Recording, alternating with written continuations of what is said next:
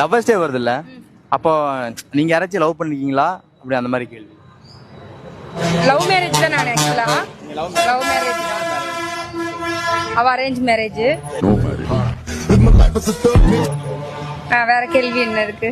நீங்க லவ் பத்தி என்னங்க நினைக்கிறீங்க? லவ் நாங்களாம் 90s லவ்ங்க. ஆக்சுவலா உண்மையாலே ரியலா இருந்துச்சு அப்பெல்லாம். லவ்னா ஒரு இப்ப இருக்க மாதிரி மொபைல் போன்லாம் அப்ப கிடையாது. காயின் பாக்ஸ்ல நின்று பேசுறதே சொந்த பந்தம் பாத்துருமோன்னு பயந்து பயந்து பேசிட்டு இருந்த காலம் அது. இப்ப மொபைல்ஸ்லாம் வந்ததுக்கு அப்புறம் லவ்ன்றது அவ்வளவு வேலிடா இல்லாம போச்சு. எங்களோட 90s லவ் தான் வந்து சீரியஸா ரியல் லவ்வா நாங்க ஃபீல் பண்றோம். ஏன்னா வந்து பயந்து பயந்து காதலிப்போம். திடீர்னு அவங்கள பாக்குறதுக்காக அந்த டைமிங்க்கு நாங்க போய் நிப்போம். இந்த மாதிரியான ஃபீல்ல நேத்து கூட நாங்க பேசிட்டு இருந்தோம். இதெல்லாம் வந்து இனிமே அமையாது இல்லையா? இப்போ பாக்கணும்னு நினைச்ச உடனே வீடியோ கால் பாத்துறீங்க.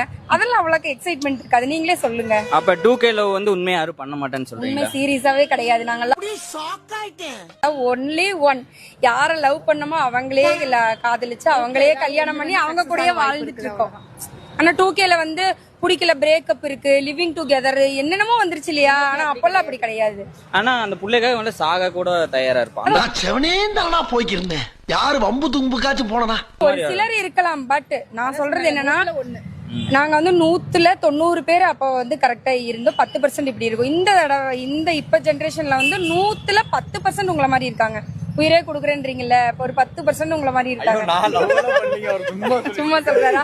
சரி இருந்தாலும் ஆனா 90% நாங்க வந்து ரியலா லவ் பண்ணி ரியலா வந்து வாழ்ந்து காட்டணும். ஆனா இப்பத்த லவ் வந்து பிடிக்கலையா, ஒரு சின்ன சண்டை வந்தாலும் பிரேக்கப் பண்ணிட்டு போயிடுறாங்க.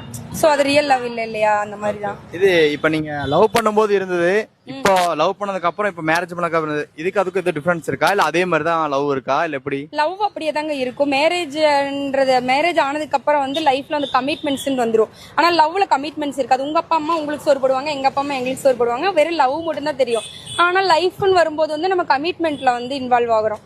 கமிட்மெண்ட்ல இன்வால்வ் ஆகும்போது ரெண்டு பேர்த்தோடைய கருத்துக்கும் டிஃபரன்ஸ் இருக்கும். அதனால ஒரு சின்ன சின்ன சண்டை வருமே தவிர, இவன் தான் எங்கேயோ செமத்தியா வாங்கியிருக்கான்.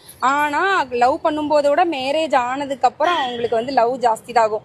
ஏன்னா நமக்குன்னு ஒரு குழந்தைங்க பிறந்துருது, அதுக்கு மேல தனி லவ் பிரியுது. அப்ப வந்து இவங்களா நமக்காக வந்து இவ்வளவு கஷ்டப்பட்டு நம்ம கூட வாழ்க்கை நடத்துறாங்கன்னு ஒரு சில டைம் அவங்களும் யோசிப்பாங்க, நம்மளும் யோசிப்போம் இல்லையா? லவ் இன்க்ரீஸ் தான் ஆகும். எங்களை பொறுத்த வரைக்கும் டிஸ்கிரீஸ் ஆன மாதிரி எனக்கு தெரியல.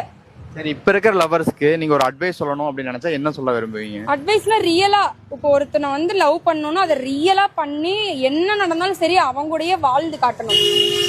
ஒரு சின்ன பிரச்சனைக்காக இந்த பிரேக்கப் பண்றது ரொம்ப தப்பு. ஏன்னா பிரேக்கப் பண்றது வந்து ரெண்டு பேத்துல ஒருத்தருக்கு வேணா கொஞ்சம் ஓகேன்ற மாதிரி இருக்கும். இன்னொருத்தவங்களுடைய மனநிலை எப்படின்னு புரிஞ்சுக்க முடியாது இல்லையா? இந்த காலத்திலயுமே பிரேக்கப் பண்ணா சூசைட் அளவுக்கு போற பசங்கள்லாம் இருக்காங்க, பிள்ளைங்க எல்லாம் இருக்காங்க.